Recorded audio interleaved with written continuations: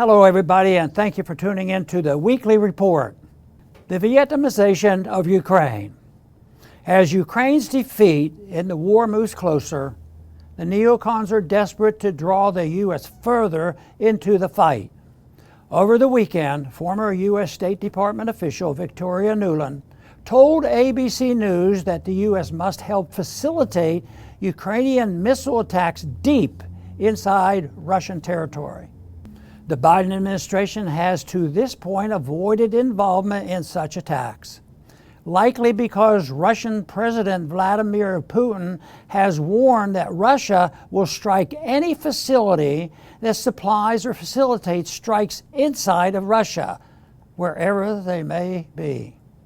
It's a clear warning from a nuclear power, but as Nuland and her fellow neocons see their Ukraine project failing, they demand escalation.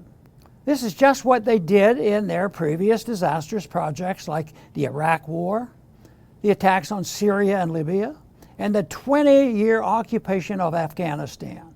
For them, the failure is never because it was a bad idea in the first place, but that not enough lives and resources were poured into that bad idea to create a good outcome. But Russia is no Iraq, nor is it Libya. This time, they are playing with World War III and nuclear destruction, and no one in D.C. seems concerned.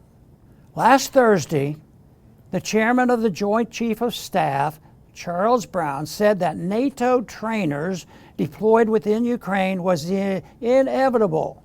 We'll get there eventually over time, he said. This, of course, is exactly how we got the Vietnam War. But Russia in 2024 is hardly the late 1950s Vietnam. Russia of today is a country that can fight back and can project military power all the way to the source, which means the United States. Is Nuland's Ukraine project worth dying in a nuclear war over? The whole U.S. involvement in this proxy war has been based on lie after lie. They said, we had to help Ukraine defeat Russia because democracy itself was at stake. Then Ukrainian President Zelensky canceled elections. So they told us we have to help Ukraine defeat Russia because Putin won't stop there. He'll soon be marching through Berlin, London, and maybe even New York. Doesn't it remind you of how the neocons were warning us that Saddam was going to attack the U.S. mainland with drones and that he was operating mobile weapons labs? Anything to get the public on board for their war. The fact is, the neocons and warmongers lie constantly. They will do whatever it takes to get their wars, and sadly, we do not have an independent media in the United States to challenge them on their lies.